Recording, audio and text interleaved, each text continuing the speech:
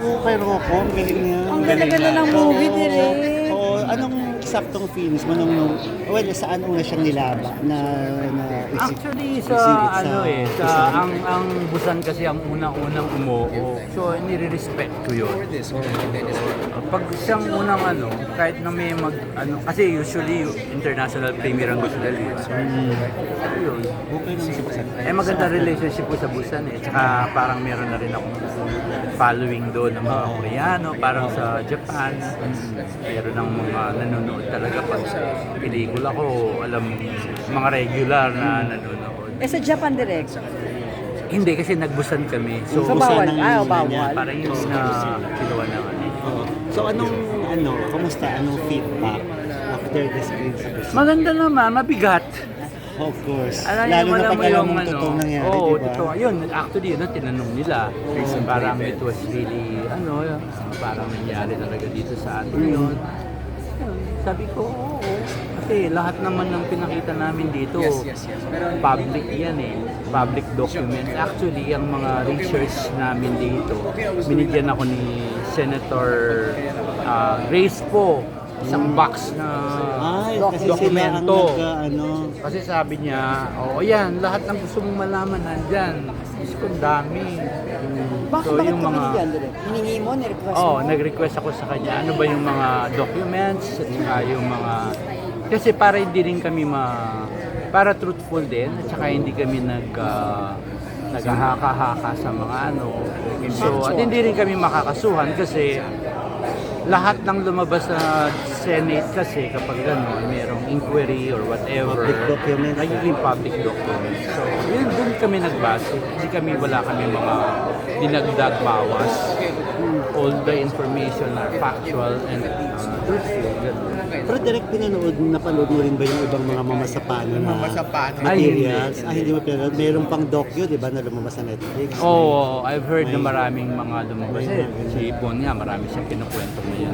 Oo. May mga Richard Gomez, may mga kung ano-anong mga... Richard Gutierrez pala. Napakatapang ng pelikula, Direk. Political ba siya? Parang I don't think so. Well, hindi mo talaga maiaalis sa political kasi it was nangyari sa totoong buhay. May ganong situation, di ba? Na-involve ang government, na-involve ang So parang given na political siya, kahit ano pa mong sabihin mong you don't want to be a political about it, pero nandyan yung mga facts di ba? So, ayun. Kami naman,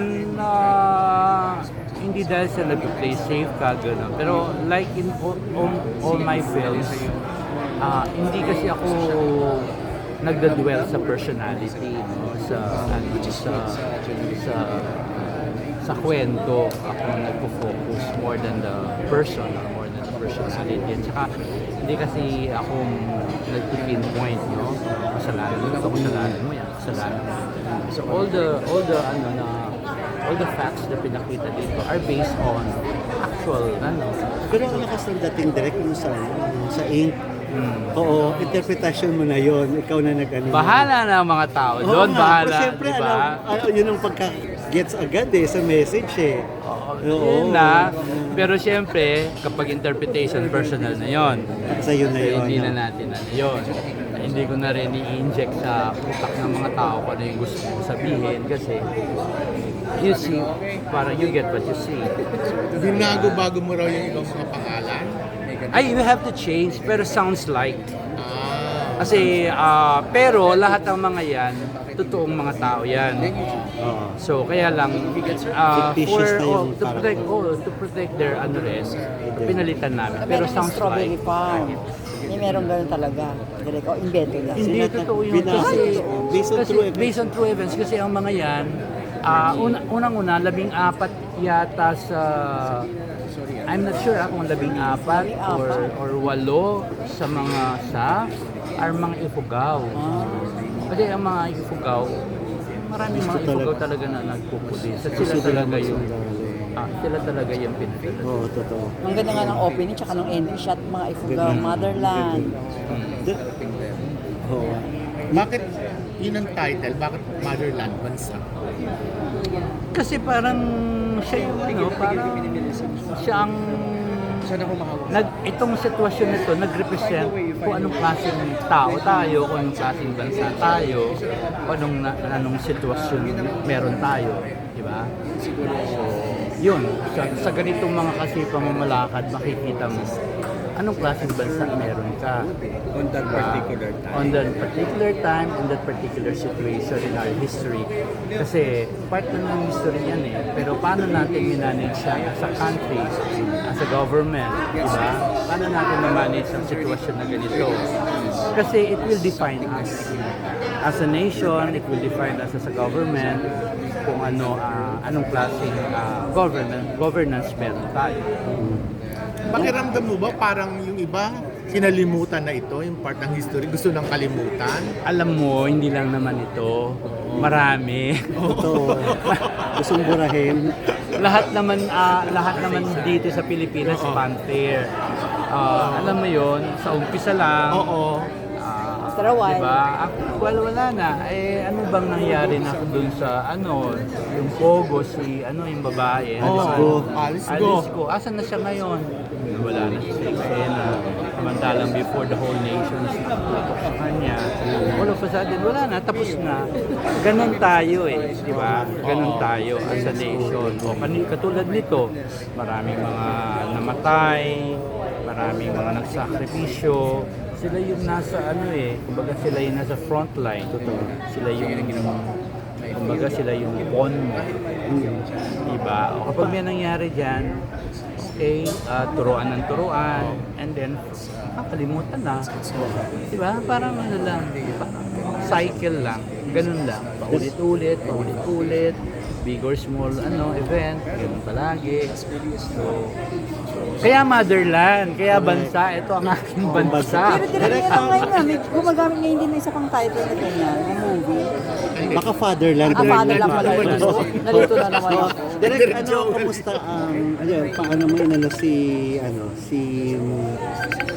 Ay, Rocco? tumatawag. First Si time ako Rocco. nakatama.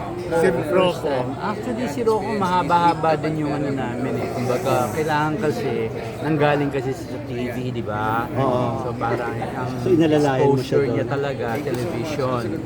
So, yun, mahaba-haba yung namin, preparasyon namin dyan. So, nag-workshop kami. Tapos, pinapanood ko sa kanya yung mga films ko. Tapos, bakit kailangan natin gawin ito? Ano yung kailangan emosyon na ibigay mo, bakit ganito, tsaka ganito yung treatment ko, ganito ako mag-direct. I always explain it to them.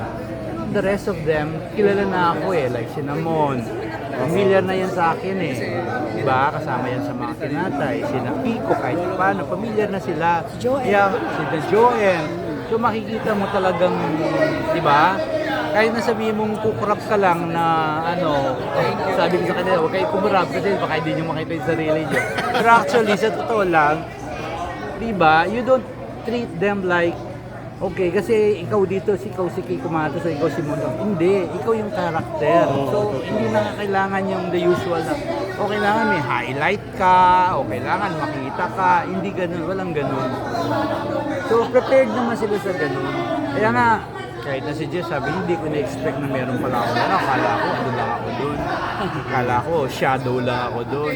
Ngayon, meron pala akong ganun eksena. O, di ba ginawa natin yun? Oo nga, naalala ko ngayon. Hindi ko lang naalala. Pero paano nga po yung casting mo on Rocco as the lead actor? Paano po yung proseso? Anong nangyari? Ay, Pumunta syempre, daw sila rito ng tatay niya. Siyempre, nung una, malaking artista yung iniisip namin. Pero siyempre, Nag-inquiry po because kayo, ganyan. Oo, nagano kami na ibang malalaking artista. Hindi ko nasasabihin kung sino. Basta malalaking artista.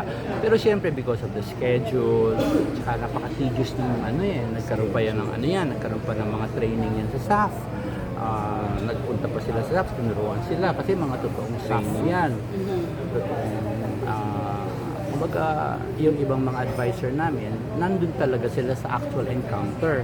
So, they know, mga survivor sila. So, sila talaga yung nag-guide sa amin. So, we make sure na lahat ng nangyayari doon base sa totoo, yung paano sila magsalita, paano sila gumalaw, ano ang movement nila. Hindi yung parang bara-bara lang na makahawak lang ng baril, hindi ganun.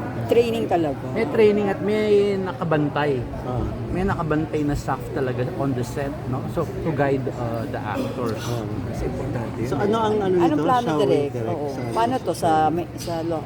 Wala eh. Kasi parang ano kasi ngayon eh, parang hindi ko alam. Streaming? Maganda siguro may ano, balak namin kasi ano yan eh, parang palabas sa mga pulis, sa mga staff, no?